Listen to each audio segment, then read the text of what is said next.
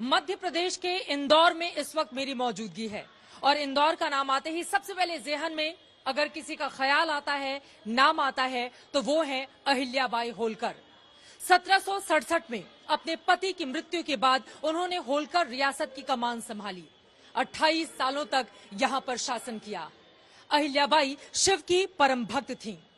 काशी विश्वनाथ मंदिर का जीर्णोद्धार भी उनकी ओर से कराया गया जब औरंगजेब ने वहां के मंदिर को शत-विशत करने की कोशिश की थी और वहां पर मूर्तियों को खंडित करने का कुत्सित प्रयास किया था। मणिकर्णिका घाट को, जिसे आज आप देखते हैं, 50,000 रुपए में तब अहिल्याबाई होलकर की ओर से उसका भी निर्माण कार्य करवाया गया था। आज उसी अहिल्याबाई की नगरी से करने वाले हैं बड़ी पड़ताल। जानेंगे इंदौर में किसकी ज्यादा है चुनावी ताल।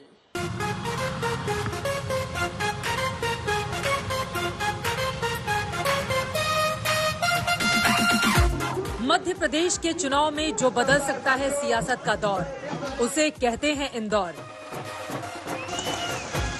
यहाँ की सियासत जितनी तीखी है, उतना ही स्वादिष्ट है यहाँ का खाना। इंदौर वो घड़ीसाज है जो नेताओं का समय बनाता भी है और बिगाड़ भी सकता है। मालवा निवाड़ क्षेत्र में आने वाले इस शहर पर सबकी नजर है, क्योंकि ये मिनी मुंबई वाला शहर है। वो शहर जो अपने अंदर समेटे हुए है एक गौरवान्वित इतिहास। मालवा की महारानी अहिल्याबाई होलकर की थाती है। यहाँ की जनता अहिल्याबाई होलकर के गुण गाती है। महाराष्ट्र से आए हुए हैं विवेक घंटे जी और उनको अहिल्याबाई होलकर को लेकर बड़ी गर्व की अनुभूति होती है। जरा उनसे जानते हैं, क्या जानकारी है आपके पास? अहिल्याबाई होलकर इन्होंने जो शासन किया, वो शासन में जो मुगलों ने अपने यहाँ के मंदिरों को तोड़ा था, उनका उन्होंने जीर्णोद्धार किया। भारतीय संस्कृति को उन्होंने एक तरफ से आबादित रखा।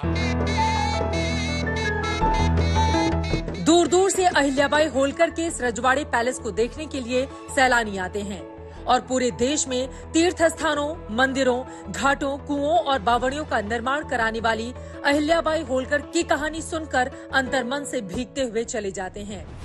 ये कहानियां पीढ़ियां दर पीढ़ियां बढ़ती रहें, इसीलिए मौजूदा सरकार ने इस रजवाड़े में व्यवस्थाएं बेहतरीन रखी हैं। पार्टी जो वर्तमान है सत्तारूढ़ पार्टी, वो अच्छा शासन दिया है। मैंने टेम्पो में सफर किया है और देखते देखते ही इंदौर अभी मेट्रो का सफर कर रहा है।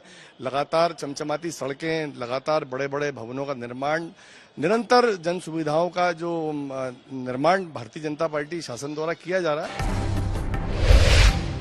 अहिल्याबाई होलकर खुद शासक रही हैं। उनका शासन उनकी यशकीर्ति को बढ़ाने वाला रहा है और मौजूदा दौर के शासकों की राह दिखाने वाला भी। अपने जीवन में तमाम उतार चढ़ाव देखे अहिल्याबाई होलकर ने। बेहद कम उम्र में उनकी शादी हो गई। जब वो 21 साल की थीं, तब उनके पति का निधन हो गया। उसके बाद जीवन का संघर्ष नए सिरे से आगे की ओर बढ़ता हुआ, लेकिन कभी उन्होंने हार नहीं मानी और जिस तरह की राजसत्ता अहिल्याबाई होलकर की ओर से चलाई गई, ऐसा इतिहास में विरले ही देखने को मिलता है।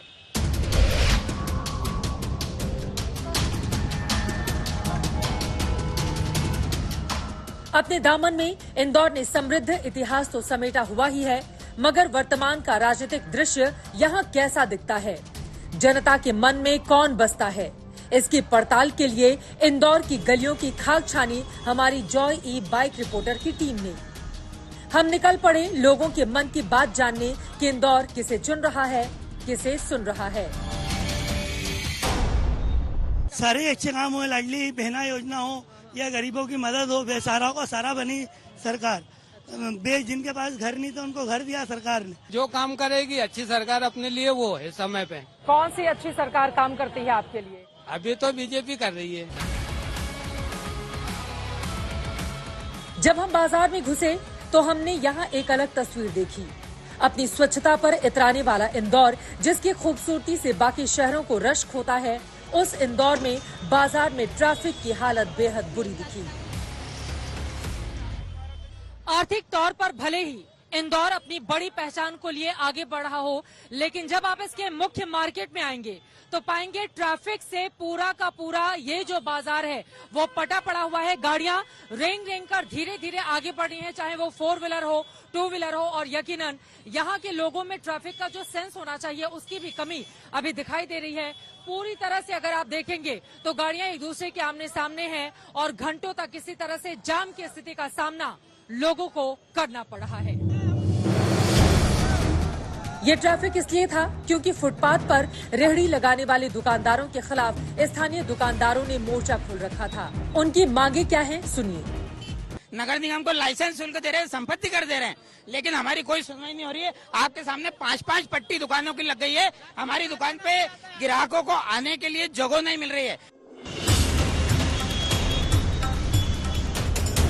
एक जमाने में इंदौर को राजधानी का दर्जा मिला था। काल का कैलेंडर बदला, जमीनों पर लकीरें खींची गई, हिस्से बांटे गए और प्रशासनिक राजधानी इंदौर की जगह भोपाल बना दी गई। आजादी के बाद 1948 में मध्य भारत राज्य का जब गठन हुआ तो फिर उसकी शीतकालीन राजधानी ग्वालियर को बनाया गया और ग्रीष्मकालीन राजधानी इसे इंदौर को। 1956 में जब मध्य भारत का पुनर्गठन हुआ तो मध्य प्रदेश अस्तित्व में आया। उसके बाद भोपाल को राजधानी बना दिया गया। प्रशासनिक दर्जा भले ही इस इंदौर से छिन गया हो, लेकिन आर्थिक तौर पर हमेशा मध्य प्रदेश ने अपनी बड़ी पहचान इंदौर को लेकर, यहाँ की ताकत को लेकर, व्यापारियों को लेकर, अलग अलग सेक्टर्स को लेकर बनाए रखी। वो तब से लेकर आज तक यूं ही जारी है। मिनी मुंबई के तौर पर इंदौर जाना और पहचाना जाता है। मध्य प्रदेश की आर्थिक राजधानी के बाजारों में चुनाव की गर्माहट साफ देखी जा सकती है। दुकानों पर कांग्रेस और बीजेपी के निशान वाले झंडे, पोस्टर, गमछे पटे पड़े हैं। इंदौर के अलग अलग हिस्सों में जब आप गुजरेंगे तो दुकानों पर इस तरह के दुपट्टों की भरमार मिलेगी। बीजेपी या फिर कांग्रेस, अलग अलग कार्यकर्ता पार्टियों के आके अपने अपने झंडे और अपने अपने दुपट्टे लेकर जाते हैं, जिसने बाजारों की रौनक भी बढ़ा दी है। लेकिन क्या आप जानते हैं कि मालवा निवाड़ क्षेत्र 66 विधानसभा के साथ सबसे बड़ा इलाका है मध्य प्रदेश का। इन 66 में से साल 2013 में भारतीय जनता पार्टी ने 57 सीटों पर जीत हासिल की थी, जबकि कांग्रेस पार्टी को सिर्फ 9 सीटों से ही संतोष करना पड़ा था। लेकिन 2018 में कांग्रेस पार्टी ने 35 सीटों पर जीत हासिल की थी और बीजेपी 57 से घटकर आ गई थी 28 पर। लेकिन इस बार की स्थिति क्या रहेगी? जोरदार मुकाबला इन दोनों ही पार्टियों के बीच देखने को मिल रहा है। इंदौर की सियासी फिजाओं में बीजेपी और कांग्रेस के नाम की गूंज है। दोनों ने पूरा दमखम लगाकर रखा है, क्योंकि इंदौर जिले के भीतर विधानसभा की 9 सीटें आती हैं। 2018 में कांग्रेस ने 5 सीटें जीती थीं और बीजेपी के हिस्से 4 सीटें आई थीं। जिले की सभी 9 सीटों पर मुकाबला कड़ा और बड़ा है। इस बार कांग्रेस ने ज्यादातर नए चेहरों पर दांव आजमाया है। मालवा की एक मशहूर कहावत है, डग डग रोटी पग पग नीर। रोजी रोटी और पानी एक वक्त पर यहाँ की खासियत हुआ करती थी, लेकिन यकीनन वही चुनावों में बड़ा मुद्दा बनकर अब उभर रही है। पार्टियों के अपने अपने दावे, लेकिन इस बार युवा मतदाता बनने वाला है यहाँ का भाग्य विधाता, और उसको लुभाने के लिए भी पार्टियों की ओर से तमाम तरह की चालें और कवायदें की जा रही हैं।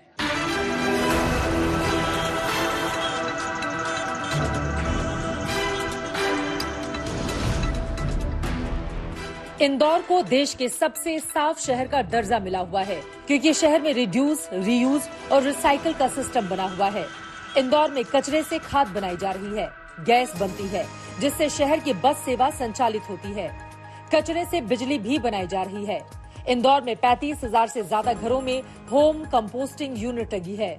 शहर में 5,000 से ज्यादा कर्मचारी 2 शिफ्ट में सफाई को सुनिश्चित करते हैं। इसीलिए शहर के लोग ज्यादातर बीजेपी के पक्ष में अपनी बात रखते हैं। किसका जोर लग रहा है इंदौर में? इंदौर में भारतीय जनता पार्टी पूर्ण बहुमत से वापस 9 सीटों में से ज्यादा सीटों पर भाजपा आएगी, क्योंकि भाजपा ने खूब काम किया है। बीजेपी का लग रहा है। आज से 6 महीने पहले कांग्रेस का था, बट उन्होंने वो उस रिदम को आगे बढ़ा नहीं पाए वो लोग। 6 महीने पहले कांग्रेस थी, लग रहा था आ जाएगी, फिर कांग्रेस के ऊपर चढ़ती हुई दिखाई दे रही है। उन्होंने इस चीज पे छोड़ दिया कि बीजेपी से जनता नाराज है, उन्होंने खुद से कुछ ट्राई नहीं किया।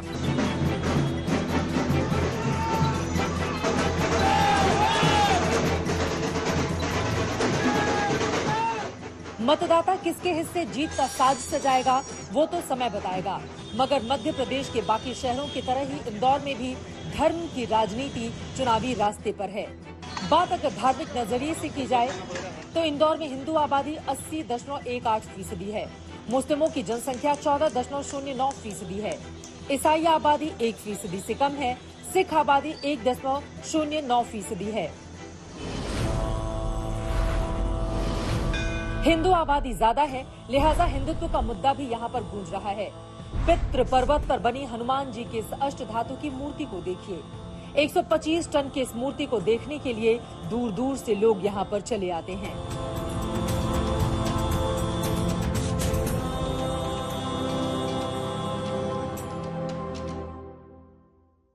इस वक्त हनुमान जी की बहुत ऊंची सी मूर्ति है जिसके नीचे हम लोग इस वक्त खड़े हुए हैं। क्या खासियत है इस मूर्ति की? ये मूर्ति आदरणीय कैलाश जी विजयवर्गीय के द्वारा निर्माण किया गया है।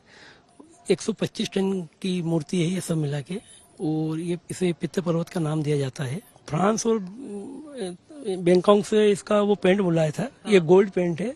चुनावी राजनीति में बन रही है सरकार हनुमान जी की कृपा से? 100% बन रही है। हनुमान जी की कृपा तो सिर्फ और सिर्फ बीजेपी के साथ ही है, क्योंकि बीजेपी राम भक्तों की पार्टी है, और इसलिए मध्य प्रदेश में 2/3 बहुमत से सरकार बन रही है। एक चीज और है, यहाँ पर हनुमान जी की प्रतिमा के ठीक सामने हम खड़े हैं। इसके पीछे की क्या कहानी है आपकी ओर से इस मूर्ति को यहाँ पर स्थापित करवाया गया? देखिए, ये एक पितृश्वर धाम है। मैं समझता हूँ पर्यावरण के लिए देश के अंदर अपने आप में ये उदाहरण है। हमने यहाँ पर 3 लाख पेड़ लगाए हैं इंदौर वासियों के परिजनों की याद में। पर्यावरण को कैसे ठीक करें जन भागीदारी से, उसका एक सबसे अच्छा उदाहरण। तो यहाँ हम आते थे, लोगों ने कहा यहाँ पर मंदिर भी होना चाहिए, खाली पेड़ ही पेड़ है, तो मंदिर बन गया। तो एकदम मन में सोच लिया कि कोई मंदिर बनाए तो फिर अच्छा ही बनाए। कैलाश विजयवर्गीय की अपनी अलग राजनीति है।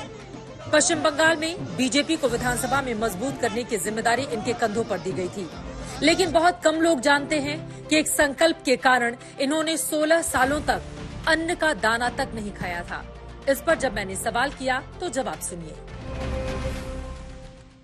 आपने कुछ प्रण लिया था जिसके बाद 20 सालों तक आपने अनाज नहीं खाया, कौन सा वो प्रण था? नहीं, मैं इन चीजों को सार्वजनिक नहीं करता, ये मेरा निजी जीवन का विषय है। लेकिन ये बात सच है कि 20 सालों तक आपने अनाज का सेवन नहीं किया था। 16 साल नहीं किया था। इंदौर में आकर मुझे पता चला कि दिग्विजय सिंह जी की जब सरकार थी तो यहाँ पर एक फैशन शो को रुकवाने के लिए आपने लड़कियों के कपड़े पहने और जाकर फैशन शो रुकवा दिया था। इस तरह की बात है क्या? लड़कियों के लिए नहीं, हाँ। मैंने लड़कों के ही फैशन पहन कर गया था। आप मतलब फैशन डिजाइनर के गेटअप में उस तरह गेटअप में गया था और डॉक्टर बनकर गया था। मैंने अपना नाम डॉक्टर कैलाश जैन लिख दिया था और मैं गया था और मैंने उसको होने नहीं दिया था। उसका कारण था, सरकार खुद चौराहे पर बेटियों को लाकर और नचाए, और वो भी अर्धनग्न कपड़े पहनकर। मैं समझता हूँ सरकार का काम नहीं, इसलिए मैंने विरोध किया।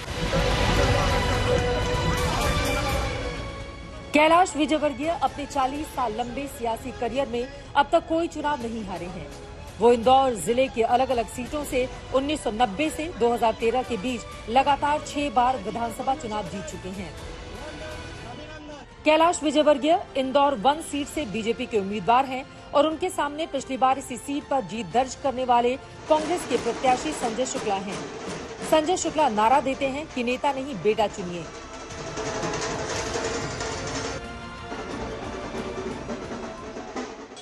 इंदौर 1 से इस वक्त कांग्रेस पार्टी के प्रत्याशी संजय शुक्ला जी हमारे साथ हैं। जोरदार तरीके से प्रचार प्रसार चल रहा है, जीत मिलेगी? बिल्कुल जीत मिलेगी, क्योंकि यह बेटा चुनाव लड़ रहा है और सामने नेता चुनाव लड़ रहा है। जो सामने वाला जो नेता है वो विधानसभा के बाहर के हैं और मैं यहाँ का बेटा हूँ। बेटे के रूप में मैंने लगातार 5 साल से सेवा करी, बरसों सेवा करी, और आज मेरे पिताजी नहीं होने के बाद मेरा पूरा परिवार प्रचार में लगा हुआ है। उनके साथ तो गुंडों की फौज चल रही है, नोटों की गड्डियां चल रही है, सरकार चल रही है उनके साथ। बाकी मेरे साथ मेरी माताएं, बहनें और बुजुर्ग, पूरा परिवार मेरे साथ चल रहा है। और यहाँ से जीतेगा तो बेटा ही जीतेगा। किसके दावे में कितना दम है और जनता क्या सोचती है, ये जानने के लिए अब हमारी जॉय ई बाइक ने रुख किया उस जगह का जिसे शहर का दिल कहा जाता है। जब शहर नींद में करवटें बदलने की तैयारी कर रहा होता है तब ये शहर जागती है, रात भर जगमगाती है। इसे सर्राफा बाजार कहते हैं। यही है इंदौर की खाओ गली। आधी रात का वक्त है। इंदौर की सड़कों पर सन्नाटा इस वक्त पसरा हुआ है, लेकिन हम आपको लेकर जाने वाले हैं एक ऐसी गली में जो खाओ गली के नाम से प्रसिद्ध है और वहां पर आधी रात के वक्त भी जिंदगी गुलजार रहती है। चाट पकौड़ों की चटकारे के साथ राजनीति की भी खूब बातें होती हैं। तो चलिए चलते हैं खाओ गली।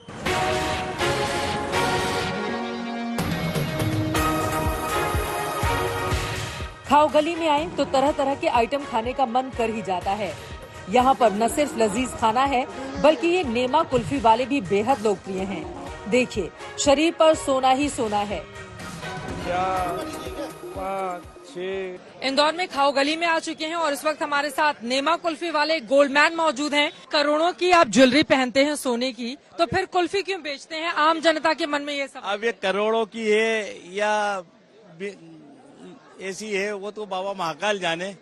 क्या है कि ये तो शौक पूरा कर रहे हैं, अपनी इसी कुल्फी से कमाया है। 50 साल की मेहनत है, थोड़ा थोड़ा लेते चले जा रहे हैं, पहनते चले जा रहे हैं और एक अपनी पहचान बना लेते हैं। इनकी किस्मत तो वाकई चमकी हुई है, मगर इंदौर वाले किसकी किस्मत चमकाएंगे इसकी पड़ताल जरूरी है। विजय वर्गीय भी चल रहे हो, दोनों ही चल रहे हैं, दोनों का बिल्कुल बराबर टक्कर 50-50 दोनों का है। इंदौर से सारे भाजपा की सारी सीटें बिल्कुल सरकार किसकी बन रही है? भाजपा की। कोई सा मुद्दा ले लीजिए, बीजेपी तो नंबर 1 है। तो आएगी बीजेपी। ज्यादातर लोग बीजेपी के कामकाज से खुश हैं, मगर कुछ ऐसे भी हैं जो बेरोजगारी और महंगाई का मुद्दा उठाते हैं। हालांकि इन मुद्दों पर दोनों पार्टी के कार्यकर्ता आपस में भिड़ जाते हैं। कांग्रेस पार्टी महंगाई का मुद्दा उठा रही है। काय की महंगाई मैडम, काय की महंगाई। जनसंख्या बढ़ेगी तो उसके साथ में आपके खर्चे भी बढ़ रहे हैं, उसके साथ में आपकी सैलरी भी तो बढ़ ही रही है ना। महंगाई बिल्कुल मुद्दा है, बेरोजगारी बिल्कुल मुद्दा है। कुछ लोगों के लिए महंगाई मुद्दा नहीं है, जबकि कुछ लोग इसे बड़ा मुद्दा मानते हैं। कुछ ऐसे भी हैं जो हिंदुत्व पर उतराते हैं और बताते हैं बीजेपी आ रही है, जबकि कुछ पूरा भरोसा जताते हैं कि बीजेपी का खेल खत्म, बनेगी कांग्रेस की सरकार। जो आज हिंदू लोग जो है सर तान के जी पा रहे हैं तो वो मोदी शासन में है। सारे सर्वे देख लो उठा के, सब में कांग्रेस आ रही है। अब की बार कांग्रेस सरकार। समर शेष है। 17 नवंबर को मतदान है और इंदौर में जबरदस्त घमासान है। रबड़ी, फालूदा, जलेबी, समोसा से गुलजार है ये खाओ गली। रात के 1 बजने जा रहे हैं, लेकिन यहाँ की चहल पहल देखते ही बनती है। लेकिन चहल पहल इस वक्त चुनावों के दौरान जिन राजनेताओं की अलग अलग हिस्सों में देखी जा रही है, किसके मुंह में मिठास आएगी चुनावों के बाद और किसका हो जाएगा कड़वा, इस पर रहेगी आज तक की नजर।